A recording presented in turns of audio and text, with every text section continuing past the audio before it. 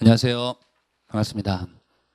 법원직 한국사를 맡고 있는 임진석 강사라고 합니다. 예, 여러분들 이제 예비 순환 이번 주에 이제 시작이 돼서 오늘은 한국사와 관련된 내용 진행해 보도록 하겠습니다. 저는 이제 임진석 강사라고 하고요. 저와 같이 여러분들이 이제 쭉 달리실 겁니다. 다른 과목도 마찬가지겠지만 여러분들이 이제 설레는 마음을 안고 조금은 좀 긴장되면서도 이렇게 이제 노량진 바닥에 이 어둠의 바닥에 여러분이 들어오셨습니다. 그렇죠? 우리의 목표는 뭐가 돼야 되냐?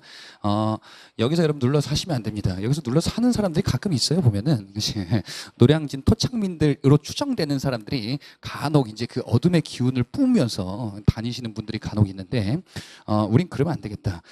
당장 내년에 떠나버리시기 바랍니다. 저쪽 일산 쪽으로 법원 연수원 있는 데로 가신다라는 목표를 가지고 이 설레는 마음을 열정으로 쏟아부시기 바랍니다. 그리고 지금 이제 겨울이에요. 그죠? 요즘 제가 겨울 되면서 느끼는 것 중에 하나가 이게 추웠다가 따뜻해지면 미세먼지 오고 이건 뭐 정신을 못 차리겠습니다. 그죠? 그래서 건강 관리 잘 하시라라는 생각. 이 건강 관리라는 게 수험 기간 동안에 여러분들이 굉장히 신경을 안 쓰다 보면은 발목을 잡는 경우들이 좀 있을 거예요. 그와 관련된 내용들은 제가 중간중간에 말씀을 드릴 테니까 일단 여러분이 명심해야 될 거는 열심히 해서 여기 빨리 떠나자. 그리고 내 몸은 내가 챙기자라는 생각, 이 두 가지를 먼저 갖고 수업에 임해 주시면 되겠습니다.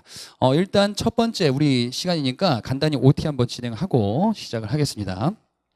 자, 우리가 공부하려고 하는 게 한국사예요. 그래, 한국사다. 명. 제가 듣기로는 뭐 고등학교 졸업한 지 얼마 안 되신 분도 많다라고 들었어요. 그런가요?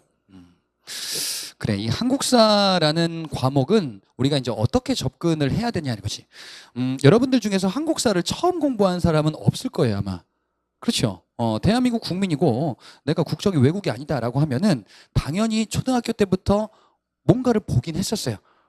이 한국사 과목을 이제 또 배운단 말이지. 그렇지. 근데 막상 이제 상담을 하다 보면은 이제 뭐 상담 뭐 질문도 하고 상담도 하고 이제 여러분들 이제 그러실 텐데 그런 레퍼토리들이 있어요. 수험생들이 와가지고 한국사에 대해서 좀 고민이 있대. 뭐가 고민이냐 했더니 제가요 사실 고등학교 졸업 이후에 한국사를 본 적이 없어요. 이런 얘기를 하면서 이제 한국사 과목이 좀 어렵다 이런 얘기를 하는 시작을 하는 학생들이 많이 있거든요. 다 똑같아요. 고등학교 이후에 한국사를 볼 일이 뭐가 있어요, 사실. 물론 뭐 한능검 시험을 준비를 하고 또는 다른 데서 뭐 관심이 있어 좀 사극을 많이 봤습니다. 이런 거 아닌 이상은 다 동일한 선상이다라고 보시면 되겠단 말이지. 그러면 이 한국사를 우리가 처음에 어떻게, 내가 알고 있는 한국사인데 이걸 어떻게 접근을 해야 될까? 자, 그림을 두 가지를 준비했는데요. 여러분은 지금 법원직 시험을 준비하고 있어요. 그렇지? 공부를 쭉 하시다 보면은 주 과목이 뭐가 될 거냐면은 법 과목이 될 거예요. 법 과목이라는 거는 굉장히 생소할 거예요. 여러분들이 처음 공부할 때. 내가 무슨 법학 전공자가 아닌 이상 이 법 과목을 공부하는데 좀 어려움을 겪을 거고, 아무래도 교양 과목이라고 하는 국어, 한국사, 영어 이런 과목들은 조금 등한시하는 경향들이 간혹 생길 거예요. 그래서 법 과목 위주로 공부를 하고 사고하는 방식들이 여러분들 이제 생길 거거든요. 근데 제가 강조하는 것 중에 하나가 법 과목과 한국사 과목을 좀 달리 봐야 되겠어요. 요거를 법 과목이다라고 하면은 요거는 한국사를 비롯한 교양 과목이다 이렇게 보시면 되겠어요. 이게 무슨 얘기냐 하면요. 법을 공부하다 보면, 저도 옛날에 법을 공부해 본 적이 있어요. 근데 법을 공부하다 보면은 사람이 되게 딱딱해져요. 답을 내리는 걸 좋아해. 그지? 문과의 이과 과목 같은 게 법 과목이에요. 법 조문 있고 학설 있고, 그지? 이에 따라서 뭐 적용하고, 그지? 맞고 틀리는 것을 판별하고 이런 거란 말이지, 그지? 그래서 좀 약간 기계적인 느낌이 들게끔 정확하게 이거를 내가 알아야겠다. 물론 한국사도 당연히 정확하게 알아야 돼요. 근데 처음에 접근할 때 사고를 어떻게 해야 되냐, 좀 유연하게 해야 돼. 무슨 얘기냐면요. 예를 들어 드릴게요. 한국사라는데 거기에 이제 쭉 여러분들 뭐 공부를 하셨던 분도 있으니까 뒤에 보면은 누가 나오냐면 신진사대부 계층이라는 세력이 나와요. 근데 신진사대부라고 불리는 세력 중에서 급진파가 있고 온건파가 있거든요. 근데 얘네들의 성향이 좀 달라요. 급진파 같은 경우에는 처음 나왔을 때 우리가 추종하는 성리학 학문 외에는 다른 거는 안 돼라는 생각을 가지고 있는 약간은 좀 배타적인 성향을 가지고 있어. 반면에 온건파라고 불리는 세력들은 상대적으로 다른 학문 수용에 조금 그 포용적인 입장이었었거든. 근데 급진파를 계승한 나중에 훈구 세력이 있을 거예요. 온건파를 계승한 사림이 있을 거예요. 근데 일로 가면은 달라져. 훈구파가 다른 사상에 좀 포용적으로 바뀌어요. 그리고 사림이 다른 사상에 배타적으로 좀 바뀌어요. 이상하다 이거지. 아니 예전에 뿌리가 이게 다른데 왜 이게 바뀌었습니까? 왜 그러느냐? 사람은 항상 바뀌죠. 그렇지? 나의 1년 전 모습과 10년 전 모습 다르단 말이지. 그렇지? 역사란 것도 마찬가지예요. 예전에 있었던 어떤 세력이 있다라고 하면은 어떤 변화 과정을 거칠 수밖에 없어요. 왜? 이건 사람이기 때문에 그런 거야. 그렇지? 변화할 수 있다라는 것을 자꾸 까먹는단 말이지. 또는 이런 것도 있단 말이에요. 예, 뒤에서도 얘기하겠지만 이번 시간에 제가 이따가 얘기를 할 거예요. 뭐가 도입되었어요. 어떤 뭐 농업 기술이 도입되었어요. 그러면 이제 간혹 착각하는 학생도 있어. 예를 들어서 농경을 짓기 시작을 한다 이거지. 근데 갑자기 농경 짓는 신석기 시대 때 갑자기 막 수렵 이런 게 나와. 왜? 아니 농경 짓는데 수렵이 왜 나옵니까? 이제부터 농경을 시작한다 해가지고 전면 금지 이런 게 아니잖아요. 그죠? 사람이기 때문에 변화는 차근차근 일어나는 거야. 그리고 사람이 또 변화할 수 있다는 것이. 이런 사고방식을 갖고 다소 좀 유연하게 보셔야 되겠고, 물론 나중에 정리하실 때는 정확하게 개념 구분을 하셔야 돼. 근데 처음 접근할 때 무조건 개념 정리해야 돼, 다 암기해야 돼, 이런 과도한 의욕을 갖고 보다 보면은 한국사가 혼란스러워. 이거랑 충돌되거든요. 그래서 이 개념을 여러분들이 생각을 염두에 두시고 과목에 임하셔야 되겠다. 그래서 유연한 사고, 요거를 꼭 강조드립니다. 왜냐하면은 우리가 법 과목을 공부하기 때문에 제가 말씀드리는 거예요. 자, 그리고 두 번째로 사진을 한 장 보여드릴게요. 뭐냐 이게? 저도 영어를 잘 몰라요. 한국 사람이라. 근데 여기 무슨 얘기냐면은 아시안 사람들이 수학, 서양 사람들에게는 편견이 있대요. 무슨 편견이냐면은 아시아 사람들은 다 수학을 잘한다 이거야. 실제로 뭐 객관적으로 어떤 증명되는 자료들도 있긴 하죠. 그지? 아시아 사람들이 우리나라 사람들 특히나 이제 외국 가면은 수학 과목 같은 거 보통 이제 상위 클래스 안에 많이 드는 경우들이 많이 있긴 하단 말이지. 그지? 근데 여러분 한번 생각해 보세요. 수학 잘하셨어요? 아닐 수도 있는 거 아니에요? 난 수학을 잘 못했는데요. 수학을 잘한다라는 편견을 가지고 있는 외국인이 있는데 내가 만약에 수학을 되게 못해. 완전 수포자예요. 그러면은 딱 봤는데 수학 잘하겠다. 근데 몰라. 그러면은 이상하다 싶은 거지. 그치? 제가 뭘 말씀드리고 싶은 거냐면은 이런 편견에서 좀 벗어나셔야 돼. 한국사에도 여러분이 가지고 있는 편견들이 있을 거예요. 이전의 지식을 과감히 버리자라는 건데 이건 무슨 말씀이냐면은 한국사라는 게 제가 아까 말씀드렸던 것처럼 처음 공부하는 게 아니에요, 여러분들이. 그치? 공부를 중고등학교 때 한국사 잘 안 봤는데요. 그러더라도 아예 본 적이 당군 할아버지를 모르진 않잖아요, 설마. 그죠? 그리고 재밌는 사학들도 많이 있잖아요. 그치? 그래서 나름 쌓여있는 배경 지식들이 있어요. 여러분이 착각하는 게 있어. 뭐냐면은 나 한국사 관심이 많아. 그리고 중고등학교 때 열심히 공부를 했어. 그래서 착각을 한다. 뭘? 내가 한국사를 잘하는지 착각을 해. 그리고 여러분이 가지고 있는 사전 지식이 또 잘못된 경우들이 있어요. 간혹 이런 질문 하는 학생들도 있어요. 저 수업 시간에 배운 내용은 좀 다르대. 뭐가 다르냐? 제가 사극에서 봤는데요. 이런 얘기를 해. 사극에서는 실존 인물하고 허구 인물하고 섞여 있어요. 그러니까 여러분이 기존에 가지고 있는 한국사 지식들이 있어, 당연히. 이게 도움이 될 수도 있는데 나중에 공부하다 보면 독이 될 수도 있어요. 그러면은 우리는 원칙을 정해야 돼. 내가 가지고 있는 한국사 지식과 그 다음에 제가 강의 때 말씀드리는 지식이 충돌될 수 있어요. 그러면은 이전 거 버리세요. 이상하다 이거지. 그지? 이상한 거죠. 왜? 잘못 알고 있었던 거 여러분들이. 그지? 그런 지식들이 있단 말이죠. 한 가지 예를 더 드리자면은 특히 근현대사를 공부하다 보면은 이제 학생들이 얘기를 하는 경우들이 있는데 그 중에 무슨 얘기들을 많이 하냐면은 자기가 생각하는 명성황후랑 너무 다르대. 실제 모습이. 그지? 이 명성황후라는 인물이 뮤지컬이 배려놓은 역사적 인물 중에 하나거든요. 그 명성황후는 한국인들에게 굉장히 가장 유명한 이전의 역사적 인물 중에 이제 왕비 중에 하나죠. 그죠? 근데 명성황후 관련된 이미지는 너무 강렬해. 뭐냐? 나는 조선의 국모다. 이게 너무 강해요. 그죠? 2000년대 초반쯤에 나왔었던 뮤지컬 명성황후가 있었어. 거기에서 이비연 씨가 열연을 했단 말이지. 너무 연기를 잘했어.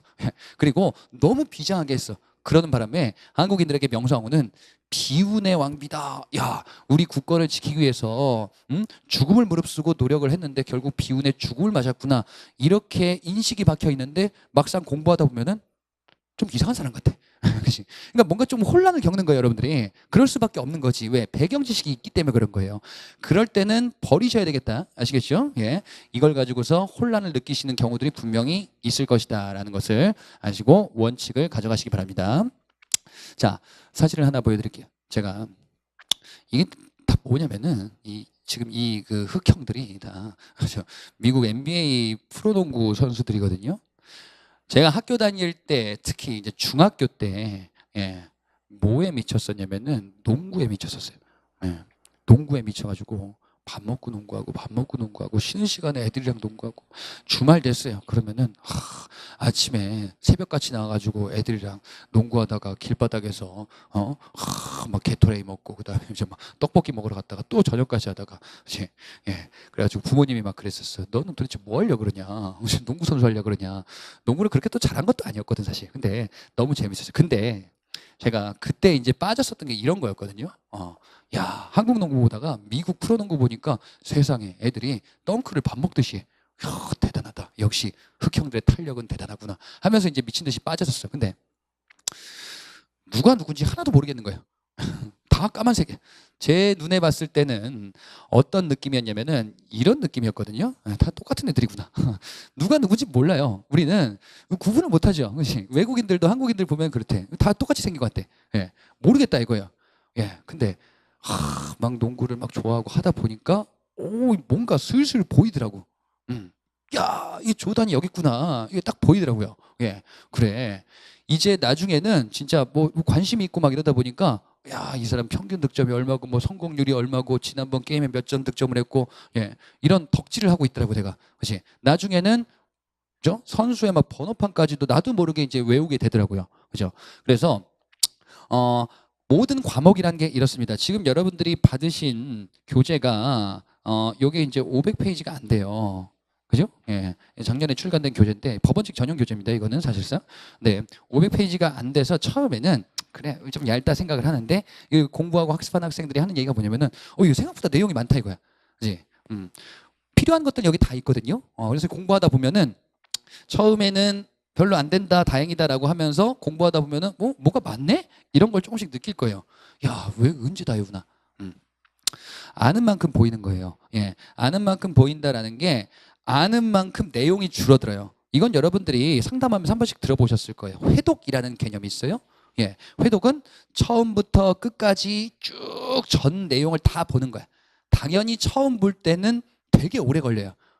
일단 이거에 대한 배경 지식이 있다 하더라도 잘 모르겠어 무슨 말인지. 그치? 그리고 강의를 들어야 돼. 그리고 따라가다 보면은 회독이 되게 오래 걸린단 말이지. 야, 내용 엄청나게 많네. 한국사만 하는 것도 아닌데 법 과목도 있고. 이런 생각을 여러분들이 하실 건데 회독이 점점점 늘어나다 보면은 이게 한번 회독하는데 한 2~3시간이면 돼요. 금방금방 된단 말이지. 그러니까 내가 들이는 노력만큼 공부의 양은 줄어들 거예요. 그러면서 점수는 올라간다. 그래서 아는 만큼 보인다라는 생각을 갖고 여러분들이 해야 되는 거는 열심히 하시는 거예요, 결국. 그죠? 요거를 명심해 주시기 바랍니다. 자, 그러면은 마지막으로 여러분들에게 당부를 드리고 OT도를 마치도록 하겠습니다. 공무원 시험을 준비하는 학생들에게 가장 필요한 덕목이 있어요. 이것만 갖고 가면 딴 거 필요 없어요, 사실은. 우리는 무한 반복을 해야 돼요, 일단. 무한 반복을 한다? 뭐냐? 회독을 계속 늘려나가야 돼요. 회독을 계속 늘려나간다. 1회독, 2회독, 3회독. 몇 회독을 해야 됩니까? 그런 건 없어요. 많이 할수록 좋다. 그지? 그러기 위해서는 뭐가 필요하냐? 이게 덕목인데 바로 성실함이에요. 아유, 뭐 이런 뻔한 얘기를 합니까? 공무원 시험은, 구급 시험은 특히나 엄청난 천재를 뽑는 시험이 아니에요. 여러분 시험 무시한다는 게 아니고 공무원 시험에서 요구되는 것은 막 무슨 한국사에 무슨 뭐 비판적 사고를 바탕으로 하는 무슨 뭐 그 논문을 쓰시오 이런 게 아니잖아요. 그죠? 기초적인 내용에서 조금 들어가고 응용되는 그런 정도란 말이지. 그지? 다른 법도 마찬가지. 여러분이 이제 뭐 생소하기 때문에 어렵게 느껴지는 거죠. 그죠? 그러니까 공무원 시험에서 요구되는 거는 결국 뭐냐면은 성실한 인재를 요구하는 거예요. 예. 왜냐면은 정해진 것을 제대로 집행하고 그다음에 민원인들 업무를 성실하게 처리를 해야 되거든요. 예. 수험도 마찬가지다라고 보시면 돼. 이게 되게 쉬워 보이는데 제일 어려워요. 예. 진짜 정성을 갖고 참된 마음으로 이거를 끝까지 가져가야 돼. 예. 지금 여러분들 분위기가 괜찮아요. 그죠? 예. 왜냐면은 의욕이 지금 넘칠 때거든. 그렇지? 요 밑에 8층에 지금 뭐라고 있냐면 제가 오전도 수업하고 왔는데 오순환 하고 있거든요. 예, 이제 다음 달 시험 이제 임박한 학생들이 예, 지쳤어. 그리고 이 친구들 같은 경우에는 또 뭐가 있냐면 이거는 매년 강조를 하면서도 계속 반복적으로 벌어진 일들인데 수강생들이 어디론가 조금씩 막 없어져요. 예, 원래 100명이었다 막 90명 되고 80명 되고 막 이렇게 돼. 예, 보통 이렇게 되거든요. 다 어디로 갔을까? 성실함이 빠져서 다른 데 있는 거예요. 예, 너무 힘들어요. 그래서 뭐 전날에 조금 늦게 자가지고 또는 그래 오늘은 좀 쉬어도 되지 않을까? 예, 이렇게 하면 되지 않을까라는 생각 유혹에 빠지거든요. 수험생들 같은 경우에는 뭐냐면은 그래 오늘 좀 PC방 가가지고 물론 주말에는 하셔도 돼요. 예, 일요일 정도 하루는 좀 여가생활 즐기셔도 되는데 그래 내가 게임을 하고 싶어서 너무 집중이 안 돼. 그래 딱 1시간만 하고 오자. 1시간만 하나요? 아니란 말이지. 그래 핸드폰 그래 핸드폰 게임 조금만 하자. 야, 인터넷 조금만 보자. 조금만 보지 않는단 말이지. 그지? 이런 거 하면 요 정도만 하면 되지 않을까라는 예외를 두자. 이게 점점점 커져요. 예. 그러면은 나중에 이게 회복이 안 돼. 점점. 회복이 안 돼서 어떻게 되냐? 3순환, 4순환 하고 있는데 기본 강의를 듣겠대. 왜? 복습이 안 됐거든. 그동안 한 게 없거든. 그죠? 이런 일들이 벌어지면 어떻게 되는 거냐? 다음 시험 준비해야 돼 또. 그죠? 그럼 뭐예요? 노량진 토착민이 돼가는 거예요, 여러분들이. 그렇지? 그렇게 슬슬 여기에 이제 정착, 여기를 나가야 된다니까, 여기를. 여기 계속 있으면 안 된다는 거죠. 예. 그래서 요거를 반드시 명심을 하셔야 돼요. 지금의 의지를 끝까지 끌고 가시는 게 가장 어려운 과제일 겁니다. 자, 어떻게 해야 되는지 제가 여러분에게 몇 가지 당부를 좀 드리겠습니다. 일단 여러분들의 목표는 고득점이 아니라 만점을 목표로 하셔야 되겠어요. 예. 한국사 같은 과목은 어찌 보면은 효율적인 과목이야. 왜냐? 이 과목은 하는 만큼 보통 나오는 과목이거든. 한국사 점수가 안 나온다. 그럼 원인은 하나밖에 없어요. 뭐냐? 안 한 거야. 그렇지? 한국사 상담을 할 때 그런 얘기들을 해요. 뭐가 어렵냐? 그러면은 저기 막 일제 시대 때 막 어렵대. 그리고 막 현대사도 막 개념이 잘 안 잡힌대. 그럼 어디가 쉽냐라고 하면은 앞에 선사시대, 막 삼국시대 여기까지는 좀 잘 알겠대. 왜 그런지 아세요? 왜? 앞에 있어서 쉬운 거예요. 왜? 앞에는 많이 했거든. 왜 뒤에가 어렵냐? 안 해서 그런 거예요. 그치? 예. 그래서 여러분들이 열심히 하시면 됩니다. 고득점이 아니라 만점을 목표로 해서 계속 성실함을 끌고 가시면 돼요. 그죠? 예. 그게 가능합니까? 가능합니다. 예. 열심히만 하시면 된다. 그리고 과도한 의욕은 잠시 접어두라라는 얘기는 뭐냐면요. 아까 말씀드린 포인트 중에 하나인데 지금 여러분들 예비순환이에요. 예비순환. 그치? 예비순환 다음에 1순환 있어요. 2순환 있어요. 3순환 있어요. 4순환 있어요. 5순환 있어요. 뒤에 계획된 게 되게 많아요. 그죠? 공부를 해서 자 예비순환 딱 해가지고 야 이제 끝났어. 한국사 내가 다 할 수 있을 것 같아. 다른 과목도. 이게 될까요? 불가능해요. 여기 있는 교재의 내용을 우리 한국사 수업 9회 만에 다 끝낸다. 되면은 1순환, 2순환, 3순환이 왜 있어요? 그렇잖아요. 안 된단 말이지. 그러니까 우리가 지금 해야 되는 목표를 알고 계셔야 돼. 예. 목표는 모든 내용을 암기한다. 이게 목표가 아니에요, 지금은. 아시겠죠? 그런 거는 뒤에 다 있어요. 좀 심화적으로 보는 이런 단원들이 있단 말이지. 지금은 여러분들의 목표는 뭐냐면은 한국사가 전반적으로 어떻게 흘러가지? 그래서 우리가 주로 정치사만 할 거예요. 예. 경제사, 사회사, 문화사 안 합니까? 다 해요, 당연히. 2순환, 3순환 다 해요, 당연히. 예. 1, 2순환 때 다 하는데 지금은 세부적인 제도 암기, 야, 나 이거 외웠다. 괜히 우쭐댈 필요도 없어요. 예. 왜냐면은 다 암기하는 시간이 있단 말이지. 그러면은 지금 암기 안 합니까? 암기도 물론 해요. 근데 학생들이 조바심이 느껴지는 학생들이 있어요. 특히나 막 의욕이 과도할 때 뭐냐면은 암기하는데 자꾸 까먹어요. 어떻게 해요? 까먹어 당연히. 그죠? 딱 듣고 다 외워. 그럼 이게 뭐야? 알파고지. 사람이 아니죠. 예, 불가능하다 이거죠. 그러니까 암기는 하되 까먹는 거를 자연스럽게 그냥 아 그래 난 사람이니까 다행이다. 예, 인간적인 매력이 있으니까 이렇게 생각을 하시고 다만 여러분들이 절대 잊지 말으셔야 되는 거는 전반적으로 한국사가 어떻게 흘러가는지 예, 이런 것들은 공부를 하시면서 이제 특히나 우리 예비순환의 목표가 이거란 말이죠. 이거는 모르면 안 돼요. 이 예비순환의 중점이 바로 한국사의 전반적인 흐름과 틀을 잡는 것이다. 그리고 요거는 1순환 때 조금 더 할 거예요. 그래서 그렇게 알아두시면 되겠다. 그리고 세 번째, 예습은 간결하게 하고 복습은 불편하게 하라. 이렇게 이제 제가 타이틀을 달아봤는데 무슨 얘기냐면은 이 두 가지를 다 하셔야 돼요, 여러분들. 제가 그 강사 생활을 하면서 많이 놀라는 거 특히나 요즘 여러분 세대를 이제 경험하면서 놀라는 것 중에 하나가 뭐냐면은 공부를 어떻게 해야 되는지 방법을 잘 모르시는 분들이 좀 많이 있더라고요. 예. 저 같은 경우는 뭐 제가 뭐 잘나고 뭐 이런 게 아니라 뭐 학원 교육이나 과외 교육, 학원은 물론 다녀봤지. 근데 과외를 받아본 적은 없었거든요. 그러니까 공부는 그냥 내가 알아서 했어. 예. 그래서 뭐 그냥 이렇게 하면 되겠지라고 했는데 요즘 학생들 같은 경우에는 보통 이제 그 사교육의 영향을 많이 받는 경우들이 있잖아요. 그러다 보니까 내가 스스로 하는 거에 대해서 상당히 좀 혼선을 좀 많이 느끼더라고요. 어떻게 복습을 해야 됩니까? 정리를 어떻게 해야 됩니까? 아, 이게 학생들이 지금 어려워하는 부분이구나. 이런 질문을 매번 받거든요.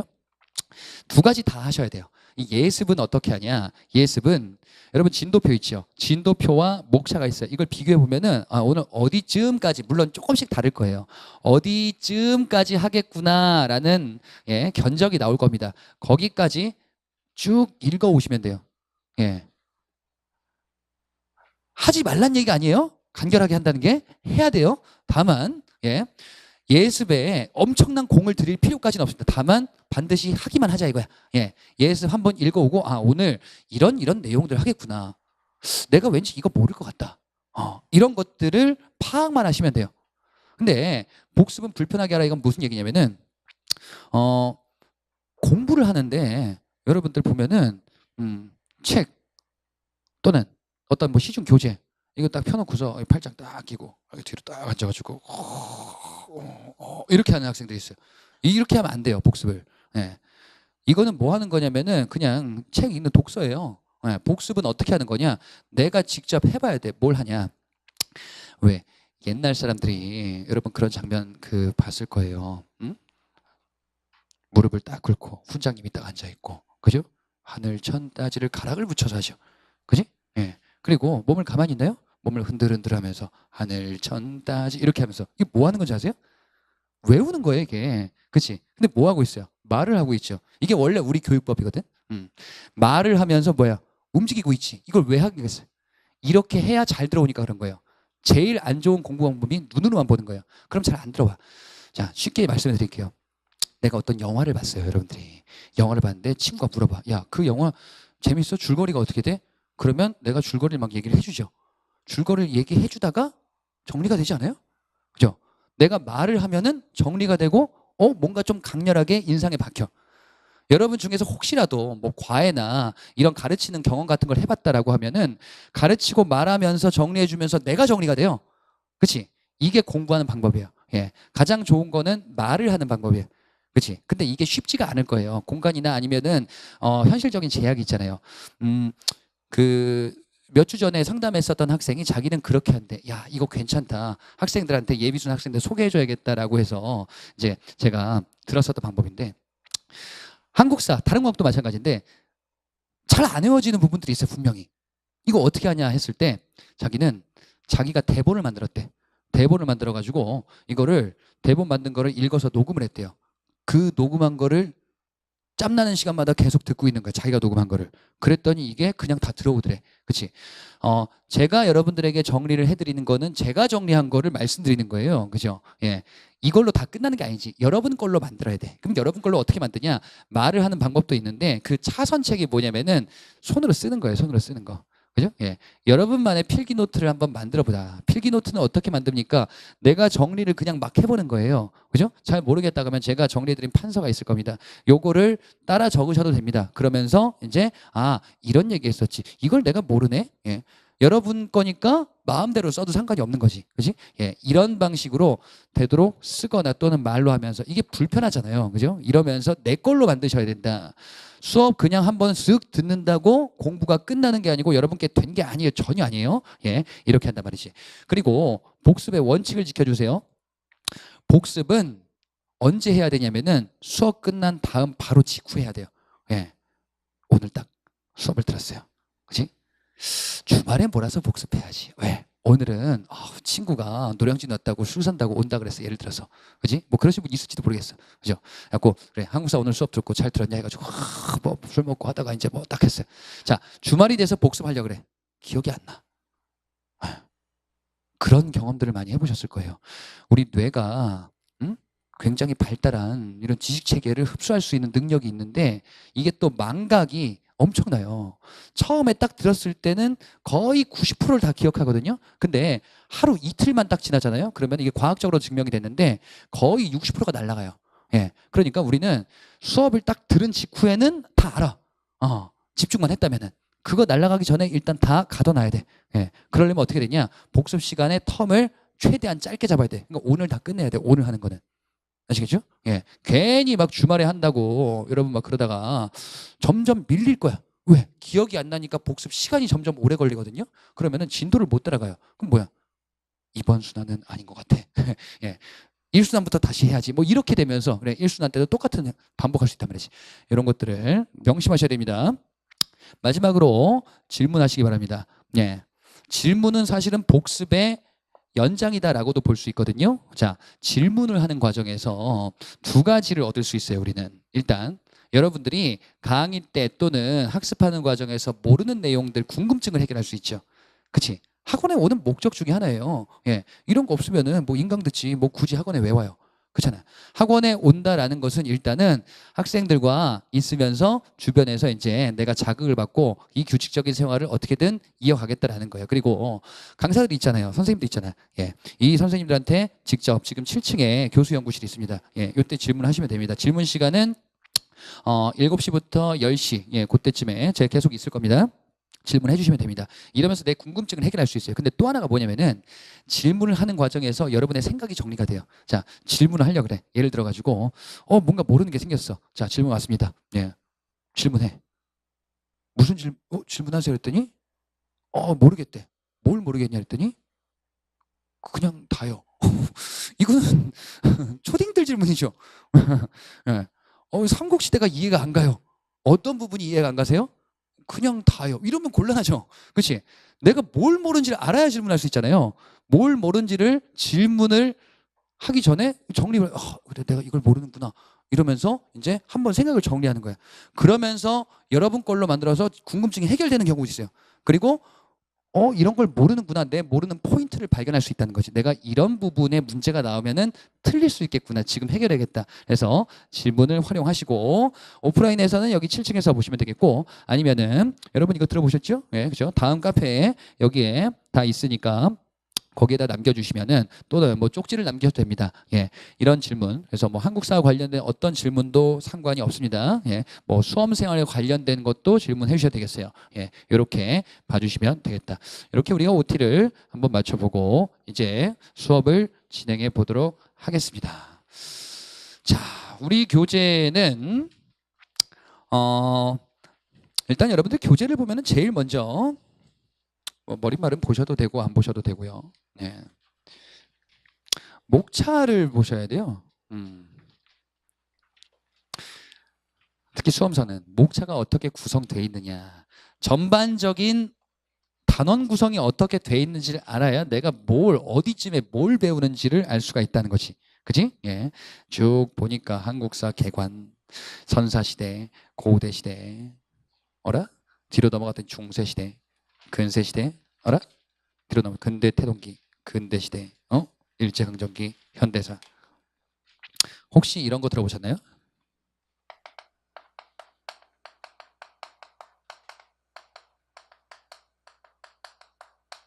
예. 시대사와 분류사. 예. 이런 걸 이제 들어보신 학생도 있고 이게 뭐야 하는 학생들도 있을 거예요. 한국사를 단원 구성하고 공부를 하는 방법 중에 두 가지가 있어요. 시대사와 분류사가 있는데 시대사는 뭐냐면은 시간 순으로 쭉 쓰는 거예요. 예. 예전부터 지금까지 이게 단원 구성 또는 한국사를 보는 방법 중에 하나예요. 분류사는 뭐냐면은 시대별로 하는 게 아니라 중심 주제가 주제예요. 주제. 예. 예컨대 정치 부분의 주제. 그럼 정치사예요. 그지? 경제 부분 경제사예요. 문화 부분 문화사예요. 그지? 주제별로 경제사 쭉, 사회사 쭉, 문화사 쭉 이렇게 하는 거거든요. 예. 근데 각각의 장단점이 있어요. 시대사 같은 경우에는 공부를 할 때 좀 편해요. 예. 공부를 할 때 편하다. 이건 왜냐면은 예전부터 지금까지를 쭉 보는 거니까. 분류사 같은 경우에는 뭐가 편하냐? 문제 풀 때 조금은 유리할 수도 있어요. 예. 왜냐면은 시대사를 중심으로 물어보기도 하는데 분류사를 바탕으로 해서 물어보는 경우들이 많아요. 예를 들어서 이게 무슨 얘기냐면은 경제편에서 나중에 1순환, 2순환 때 지금은 안 배울 텐데 토지제도라는 걸 예를 들어 배울 거예요. 예. 토지제도를 배운다라고 하면은 고대 때 토지가 있어요. 중세 때 토지가 있어요. 그 다음에 근세 때, 근대 태동기 때 이런 토지제도가 있어요. 이게 이제 여기저기 이렇게 떨어져 있는데 문제 물어볼 때는 요거를 한 문제로 물어보는 경우가 있거든요. 그러면 분류사가 만약에 요거 단원으로 구성되어 있으면 조금 편하죠. 그렇지? 그럴 수가 있단 말이지. 근데 우리 교재는 뭐로 구성되어 있냐? 좀 아까 보신 것처럼 시대사로 구성되어 있어요. 예. 왜 시대사로 했습니까? 시대사는 여러분이 공부하기 편해. 아니 근데 문제 풀 때 불편하지 않습니까? 정리 다 하면은 그게 그거예요. 예.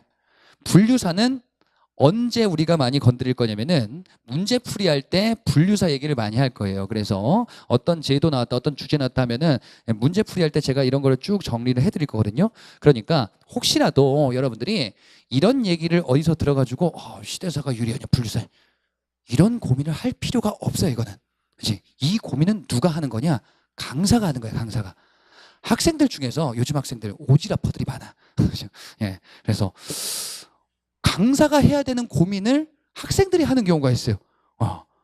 문제집 어떤 거를 풀어야 되는지, 이런 문제의 중요성은 어느 정도인지. 그치? 그건 여러분이 하는 게 아니고 강사가 한 다음에 알려주는 거예요. 물론 여러분들이 질문할 수는 있죠. 그죠? 예. 그게 만약에 제가 부족하다라고 하면은 제가 이제 보충을 해서 여러분들 알려드리는 건데 이건 여러분들이 고민할 필요가 없는 주제다. 그러니까 우리는 시대사로 구성이 돼 있고 일단 강의는 예전부터 지금까지 이런 순서대로 진행이 된다라고만 알아두시고 넘어가시면 되겠습니다. 그죠? 어떤 게 더 좋다 이런 고민은 지금 할 필요가 전혀 없다. 예. 그래서 단원 구성이 이렇게 되어 있다. 자, 뒤로 넘겨보시면 1단원인데 1단원은 지금은 건드리진 않을 겁니다. 넘어가시고 8쪽부터 보겠습니다. 제 수업은 어떻게 진행될 거냐면요. 판서를 좀 해드릴 거예요. 판서를 해드릴 건데 이 판서 내용을 여러분들이 쓰셔도 돼요. 근데 뭐 굳이 안 쓰셔도 뭐 이렇게 막 크게 문제가 되는 건 아닌데 여러분들이 뭐 수험생 입장에서 강의 내용을 기억을 하려면은 당연히 이제 쓰는 게 좀 낫겠죠. 근데 제가 처음에 당부드리고 싶은 건 뭐냐면은 판서를 제가 좀 나름 이렇게 좀 활용을 좀 많이 하거든요. 판서를 하다 보면 장단점이 또 있어요. 이것도 이제 강사의 고민이에요, 사실은. 판서를 하면은 강의 내용이 시각화되면서 여러분에게 좀 많이 잘 다가와요. 다만 문제가 뭐냐면은 주객이 전도되는 경우가 있어요. 이거 저도 알아요. 뭐냐면은 판서를 막 하면서 강의를 하잖아요. 그러면은 학생들 중에서 이런 경우 많아. 그죠? 난 설명을 하고 있는데 이거 하고 있어. 그럼 뭐 하고 있는 거야? 귀는 막혀 있는 거야, 지금. 그렇지? 주객은 뭐냐면은 강의를 듣는 게 주예요. 예, 판서는 보조예요. 아니 근데 이거 다 받아 적어야 되는데요. 못 따라가면은 그냥 냅두세요. 왜냐면은 제가 특별한 일이 없으면은 판서 내용을 중간에 지우는 일은 없을 거예요. 예, 쉬는 시간에 이걸 이제 뭐 조교분께서 지워주시겠죠. 그지? 그러니까 쉬는 시간에 적어주셔도 되고 혹시 내가 못 적겠다라고 하면은 그냥 사진 찍어 가셔도 나중에 정리하셔도 돼요. 그러니까 강의 때는 제가 말씀드리는 내용 여기에 좀 집중을 해주시고 쓰는 거 당연히 여러분들 메모할 때 필요하긴 하겠으나 주객을 바꾸지 마시라. 자, 우리가 지금 보려고 하는 거는 선사시대다. 그지? 선사시대가 뭐냐? 한국사는 선사시대와 역사시대로 구분해서 볼 거예요. 근데 사실 이거는 뭐 되게 어려운 포인트가 아니고 아주 단순한 포인트죠. 선사라고 불리는 시대는 역사 이전, 선빵 친다 할 때 선자예요. 예. 그래서 역사 이전의 시대를 선사시대다라고 얘기를 하고 그 이후를 역사시대다 이렇게 이야기를 한다는 거지. 기준만 알아두시면 되겠어요. 기준이 뭐냐? 기록된 것이 없느냐 있느냐 요 차이란 말이에요. 예. 기록 유무에 따라서 선사와 역사로 구분해서 예, 우리가 파악을 한다라고 볼 수 있단 말이지. 그러면 이 기록을 뭐로 할 거냐 말이에요. 설마 알파벳으로 하진 않겠죠. 그지? 설마 세종대왕 한글로 하진 않겠지. 세종대왕은 조선시대 때 임금이란 말이에요. 그치? 그래서 한자가 도입이 될 겁니다. 예, 중국의 한자를 사용하면서 우리가 이제 기록을 하고 예, 기록물을 남길 거예요. 그 기록물을 사료다 이렇게 얘기할 거예요. 예, 그 사료 내용을 바탕으로 우리가 한국사 내용이 구성이 되는 거고, 그죠? 그리고 실제 시험에서 사료를 바탕으로 문제가 많이 출제될 거예요. 우리 법원직 시험은 특히나, 그죠? 물론 지금은 사료를 보실 필요까지는 없습니다. 예, 사료 보는 코스는 뒤에 따로 있어요. 예, 어찌됐건 기록 유무에 따라서 이렇게 구별하는구나. 우리가 먼저 보려고 하는 게 이거라 그랬지. 그러면 선사시대는 어떻게 봅니까? 기록된 게 없는데 당시 사람들이 뭐 했는지 기록이 남아있지 않아. 다만 남아있는 게 유물과 유적이에요. 유물과 유적을 바탕으로 해서 당시 사람들이 어떤 생활을 했을까라는 모습을 그려놓는 거예요. 그죠? 그런 것을 텍스트로 파악을 해보는 거지. 그리고 유물과 유적이 여러분의 문제 포인트 중에 하나가 될 거다. 그죠? 유물, 유적 봐야 됩니까? 지금은 몇 개만 보셔도 돼요. 이거를 보는 코스가 또 있으니까. 그지? 어찌됐건 우리의 목표는 선사시대 때 당시 사람들의 모습을 형상화할 수 있느냐, 사회 모습을 내가 자연스럽게 떠올릴 수 있느냐, 이런 게 이제 틀이 되는 거예요. 자, 그러면 선사시대는 구석기와 신석기, 예, 그리고 넓게 잡으면은 청동기까지도 포함하기도 합니다. 예, 이렇게 볼 수가 있는데 이 두 시기를 구별해서 한번 살펴보자. 구석기 시대와 이쪽에다가 칠판이 작은 줄 알았는데 생각보다 크네.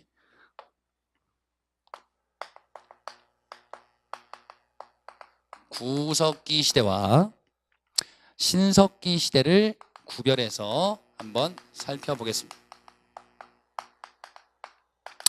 자, 구석기와 신석기 시대는 둘 다 돌멩이를 도구로 활용하기 시작한 시대예요. 예, 그래서 이제 석기가 붙었죠. 자, 이 당시 사람들의 모습이 어떤지를 하나 둘씩 한번 따져보겠습니다. 몇 가지 주제를 가지고서 우리가 한번 접근해 볼게요. 자, 이 사람들이 뭘 먹고 살았는지, 이 식생활이 어땠는지를 한번 보자.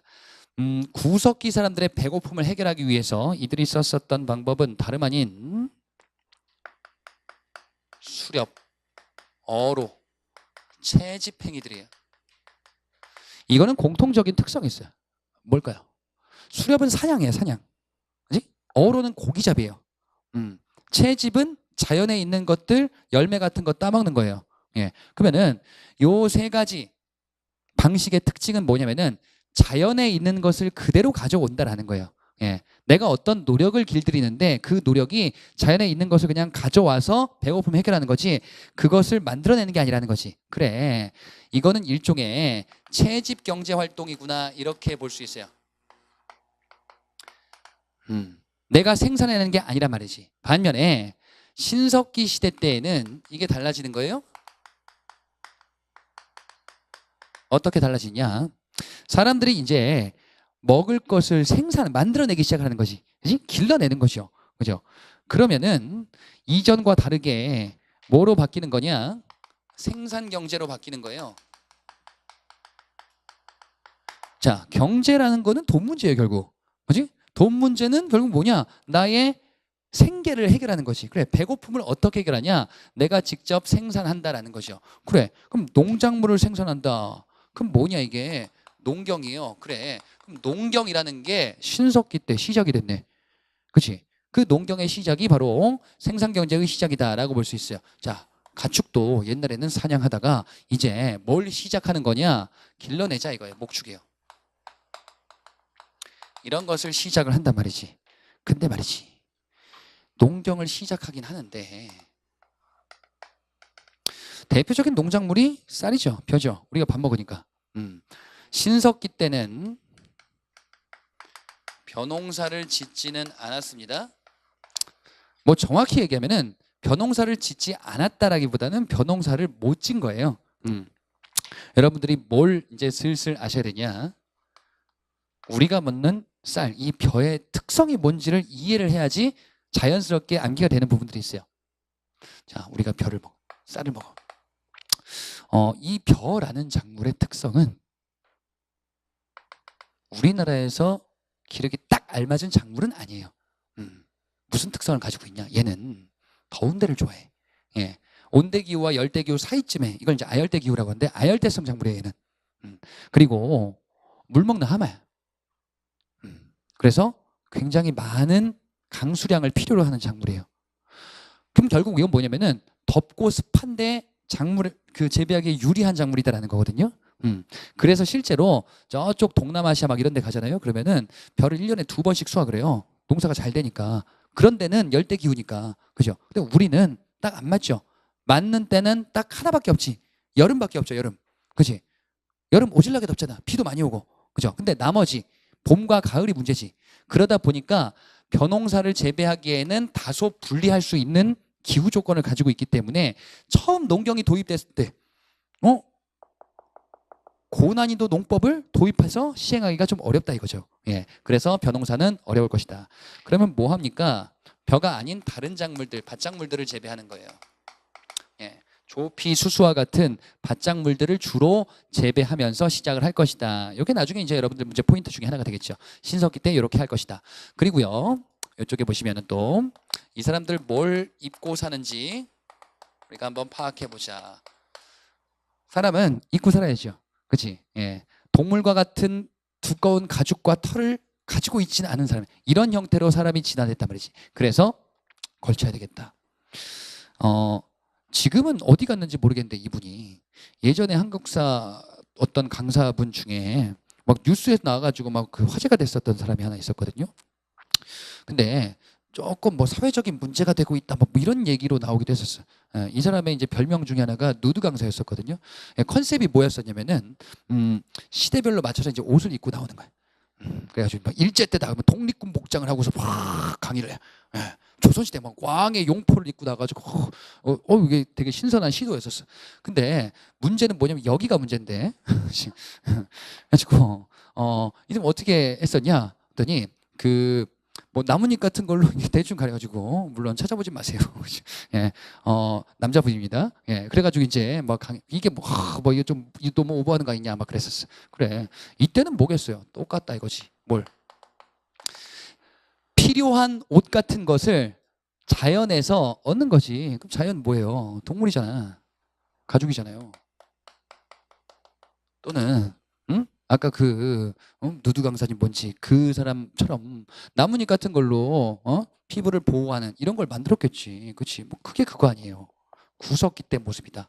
그럼 신석기 때도 똑같이 볼 수 있겠네요. 뭘요? 생산 경제니까 입는 것도 만들겠지. 그지? 예, 이런 차이가 있겠네요. 그래서 사람들이 이제 막 시작하는 거야. 원시적이에요. 뭘요? 손으로 뭔가를 만들기 시작하는 거예요. 원시적 수공업이 시작이 된다. 똑같잖아요. 생산경제 아니고 생산이잖아. 그죠?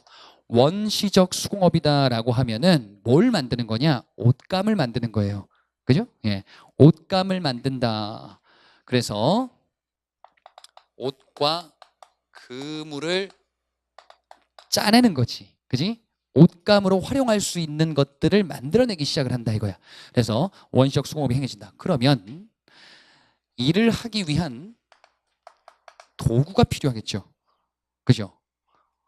그 도구로서 만들어 쓰는 게 가락바퀴라는 건데, 자, 가락바퀴는 이렇게 생겼어요. 돌멩이를 마치 공처럼 깎습니다. 가운데에 축이 되는 구멍을 만들어요. 그리고 여기다가 이제 딱 끼는 것이. 그래서 실의 원료가 되는 것을 여기다 꽂은 다음에 얘를 이제 돌려. 그러면은 채취가 되겠죠. 이 도구를 가락바퀴라 그래요. 예, 이 가락바퀴를 활용해서 칠을 채취하고 이를 바탕으로 해서 이제 옷감을 짜내기 시작을 한단 말이죠. 예, 그래서 이게 신석기 때 대표적인 도구 모습이다. 이렇게 볼 수가 있겠어요. 자, 이 사람들 어디 사는지를 보자. 자, 구석기 사람들이 어디 사는가는 여기부터 보자. 이들의 사회적 측면부터 보자 말이지. 자, 이 구석기인들의 생활 모습을 보잖아요. 그러면은 이들은 어떤 한 곳에서 계속 있었던 사람들은 아니에요. 수렵 어로 채집 경제 활동을 한단 말이지. 그렇지? 그러면 먹을 것을 찾아서 돌아다니겠죠. 이들의 목표가 있습니다. 구석기인과 신석기인들의 공통적인 목표예요. 구석기 사람들과 신석기 사람들의 머릿속에는 딱 하나밖에 없어요. 이건 여러분들이 집에서 애완동물 같은 거 키워보셨으면 느낄 거예요. 이때는 이제 막 동물에서 사람으로 막 이제 좀 이제 구분이 돼가는 때거든요. 집에서 개를 키운다. 그러면은 개들의 머릿속에 뭐만 있는 것 같아요? 밥줘밖에 없는 것 같지 않아요? 그치? 밥 주면 좋아하고 간식 주면 좋아하고, 그치? 그러고서 안 놀아주면은 그냥 가만히 있다가, 그치? 바스락 하면은 갑자기 막 뛰어와. 그죠? 얘들 머릿속에는 먹는 거밖에 없나? 그래, 이때가 똑같은 거야. 그래. 다 머릿속에 있는 게 배고파요. 배고파. 배고픔만 해결하면 좋겠다라는 시대예요, 이때. 그래서 이건 바꿔서 무슨 얘기하냐, 배고픔을 완벽히 해결해서 배부른 사람이 없어요. 이때는 평등사회야. 이 평등이란 거는 인류가 모두 다 평등한 가치를 둔다, 그런 평등이 아니고 다 배고프다 이거예요. 그냥 다 고만고만하게 배고픔을 해결하는데 급급한 사회였었다라는 거지. 따라서 배고픔을 해결하기 위해서는 요거 하면서 배고픔을 해결할 수 있는 곳으로, 먹을 것이 풍부한 곳으로 이동해야겠죠. 그래, 이동생활이야. 자, 이동한단 말이지. 여기서 있다가 저쪽으로 있다가. 그럼 사는 곳도 이에 맞춰서 변화할 것이다. 어디에서 먹고 잡니까? 사람이 자려면은 말이지, 보호할 수 있는 수단이 필요해요. 동물의 공격이 있을 때가. 그래, 아늑하다 이거. 동굴 아늑하네. 없으면 막 접어자. 이건 천막집이야. 텐트 같은 거 만드는 거야. 그지? 텐트 야영하고서 나중에 걷고서 딴 데 갈 거 아니에요. 이런 식으로 지배 형태, 거주 형태를 만들기 시작을 했다라는 거지. 자, 신석기 시대 때 사는 곳이다 라고 하면은 이것도 당시 사회 모습과 관련이 있겠지. 자, 먹을 것을 해결해야 돼. 근데 이전에 비해서 조금 해결 방법이 달라졌죠. 농경이잖아. 그지? 농경 생활을 한다. 그래? 그러면 이제 이동하면 안 되지. 농사 져야 되니까. 정착 생활이죠. 자, 정착 생활 하면은 사람들은 어디로 모일까요? 배고픔을 해결하기에 유리한 곳에 모이겠지. 그치? 여기 가면은 농사 잘 된다. 여기 가면은 먹을 거 풍부하다. 그런데 모여서 마을을 이루겠죠. 그런 곳이 어디냐면은 다름 아닌 강가나 바닷가예요. 농사짓기 유리하고 고기잡이 유리하죠. 그죠? 고기를 왜 잡습니까? 농경하는데. 제가 아까 말씀드렸잖아요. 농경한다라고 해가지고 이제부터 수렵 어로 금지 이런 게 아니잖아요. 그죠? 여전히 존재를 하고 있단 말이지. 정착 생활을 하면서 강가 바닷가에 사람들은 모인단 말이에요. 그럼 모이면은 어떤 공동체가 형성되겠죠. 그죠? 마을처럼 뭐가 형성이 되겠지. 그 마을을 뭐라고 하는 거냐면은 시족이라고 하는 거예요. 제가 강의 때 한국사에서 여러분들에게 조금 생소할 법한 내용들, 물론 이런 것들은 이제 막 그 정도 내용까지는 아닌데 이런 것들 좀 쉽게 좀 풀이를 해주거든요. 한국사가 어려워 보이는 것 중에 하나가 뭐냐면은 우리가 일상생활에서 쓰지 않는 것을 가져다가 단어를 쓰는 경우도 있어요. 이걸 뭐라고 이해하면 돼? 그냥 마을로 이해하면 돼요. 정착했으니까 모인다 이거지. 그지? 예, 마을이 만들어졌다. 이 마을이 사람들이 모이고 그 다음에 자손들이 번성하면 조금 커지겠죠. 그럼 좀 큰 마을이 만들어지겠지. 큰 마을? 부족이야. 시족사회, 부족사회가 형성되기 시작한 게 신석기겠죠. 정착생활 하니까 강가 바닷가를 중심으로 이런 게 만들어지겠네. 그러면 얘네들 만들어야죠. 뭘요? 집 만들어야죠. 이제, 그지? 이동하는 게 아니니까. 그게 뭐야? 움집이야. 움집을 짓고 신석기인들이 거주하면서 살겠지, 얘들이. 그래, 이제 잘 먹고 잘 살겠구나. 그러면 이런 것을 하기 위해서 필요한 도구가 뭐가 있는지를 보자 말이지. 사람이라는 게 사실 자연에 띡 떨어놓으면은 응? 뭐 TV에서는 나는 자연이다 해가지고 막 이승윤 나와가지고 또 뭐 윤택 나와가지고 뭐 이런 것도 뭐 화제는 되고 있는데 예? 과연 우리가 그렇게 살 수 있을까요? 그리고 자연 속에 많은 야생 동물들이 또 있단 말이지. 뭐 한국에는 뭐 그렇게 많진 않지만 예를 들어 맹수가 있단 말이지. 여기서 어떻게 보호해? 싸워서 이긴다? 불가능하죠. 그죠? 예, 이건 뭐 제가 옛날에 강렬하게 봤었던 유튜브 영상이 하나 있었는데 외국에서 그 의욕이 충만한 그 청년들이 찍은 것 같아 보니까요. 보니까 왠지 얘들 복싱을 배운 애들 같아요. 복싱을 배워가지고 때려 눕히겠다 이거야. 어쩌다 보니까 뭐 사슴을 잡아왔어. 그래갖고 사슴을 잡아와서 링 위에다 딱 풀어놨어요. 내가 한 명이 찍고 있어. 내가 사슴으로 그 주먹으로 이 사슴을 때려 눕히겠다 했는데 이게 어떻게 된지 아세요? 사슴이 갑자기 위협을 느끼고 앞다리를 들어. 그러더니 앞다리로 막 공격을 해. 예, 거의 피투성이가 될 것 같아가지고 영상이 중단돼요. 그죠? 우리는 뭐냐 맨손으로 사슴도 못 잡아요. 그죠? 못하잖아. 날카로운 이빨과 발톱이 없잖아요. 우리는. 그지? 그러니까 당연히 이런 행위를 하려면은 주먹으로 불가능하지. 대신에 우리는 도구를 만들 수 있죠. 그죠? 날카로운 발톱 뭐가 있을까? 돌멩이를 쪼개봤어. 봤더니 어휴 따갑네. 그래 이걸로 찍어버리면 되겠구나. 이렇게 해서 만든 게 바로 뗀석기죠. 뗀석기. 돌멩이를 떼냈다 또는 쪼갰다 이거예요. 쪼개면 뭐가 나오니까 날카로운 면이 나오니까 이걸로 뭐 하는 거예요? 동물이 있다 그러면은 접근만 성공해서 올라탈 수만 있으면은 등을 찍으면 되죠. 그러면 얘가 괴로워하면서 공격하는데 먼저 죽이면 되죠. 와, 그치? 이렇게 만들어진 게 뭐예요? 다름 아닌 집게예요. 네. 집게를 하는데 크기를 내 주먹에 쥘 수 있게끔 만들면 쓰는데 편하겠지. 그래, 주먹도 깨요.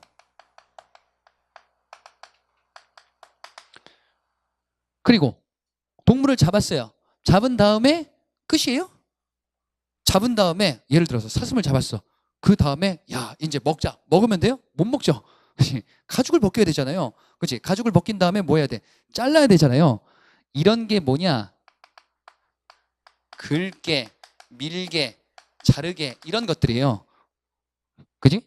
용도에 따라서 이런 도구들이 막 출현하기도 하겠지. 다 이거는 공통적으로 뗀석기를 바탕으로 만들고 있는 용도에 따라서 이런 도구들도 만들겠지. 그 다음에 뼈를 활용해서 야 동물의 뼈를 잡았어요. 사냥을 했어.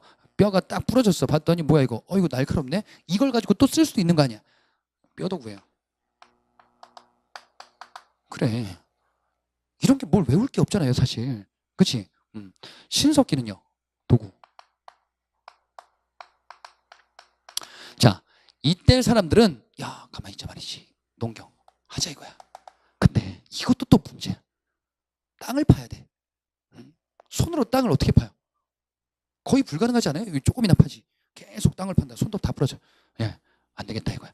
그래서 이거를 도구로 만들기 시작을 하는데 뗀석기로 만들기에는 뭔가 좀 전문적이지 않은 거. 내가 원하는 모양이 잘 안 나오는 거예요. 이건 날카롭게만 하면 되는데 이거는 농경할 때 필요한 어떤 용도가 이전에 비해서는 좀 세분화될 거 아니에요. 그래서 고민 끝에 뭐 하는 거냐? 가는 거죠. 간석기예요. 그러면 보다 정교한 도구를 만들 수가 있는 거 아니에요. 그치? 이 간석기를 사용하는 시대부터를 신석기 시대다 이렇게 얘기를 하는 거예요. 그러니까 도구가 변화했구나. 도구에 따라서 시대를 이렇게 구분했구나. 자, 간석기로 뭘 만들 거냐? 농경용 도구들을 만들겠죠. 그죠? 예, 예컨대 돌괭이 땅을 일궈야죠. 그치? 돌삽 땅을 파야죠. 또 돌낫 수확해야죠. 그치? 이런 것들 만들어낸다 이거예요. 간석기. 그래 여기서 끝인 줄 알았어. 그래 수확을 했어요. 와 이제 먹자. 근데 말이지 수확한 거를 하루아침에 다 먹을 순 없죠. 이걸 모아놔야지 이제. 그치? 모아놓기 위해서 필요한 도구가 또 필요한 거야. 고민 끝에 뭘 만들까? 흙을 모양으로 빚어서 불에다가 살짝 그을려 봤더니 단단해졌어. 야 이거 그릇이 됐네. 여기다가 넣자 이것이. 톡이다. 자, 토기의 모양은 대표적인 거 하나만 말씀드리면은 빗살무늬 톡인데요.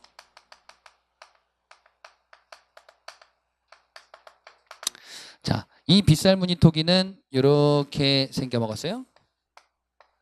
예. 특징은 밑면이 뾰족해. 그죠? 그리고 비가 내리는 무늬가 새겨져 있어요. 이게 빗살 무늬 토기의 모습이에요. 어떻게 세웁니까? 쓰러질 것 같은데. 강가나 바닷가, 모래사장이기 때문에 바닥에다 꽂아서 쓰는 용도예요. 예, 이렇게 해서 토기를 활용할 것이다. 아하, 토기가 나온 걸 보니까 농경이 시작됐구나. 왜? 이거는 용도가 뭔데요? 곡식을 저장하는 용도를 바탕으로 하고 있구나라는 것을 알 수가 있는 거죠. 이 사람들 무슨 생각을 하고 살았을까?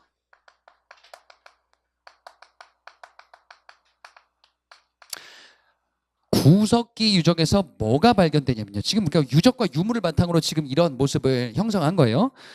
이 사람들이 무슨 생각을 했을까라는 것을 알 수 있는 게 이들이 동굴에다가 그림을 그리기도 하고요. 또는 조각품을 만들기도 해요. 아니 구석기인들이 왜 뜬금없이 그림 그리고 예술 활동을 합니까? 물론 이들이 야 우리가 사람으로 태어나 후대 우리 자손들에게 우리가 어떤 생각을 했는지 예술적 가치를 전승하자. 설마 이러진 않았겠지. 왜? 이들의 머릿속에는 뭐만 있다 그랬어요? 배고프다 그랬잖아요. 제가 이제 저도 군대를 갔다 왔어요. 예.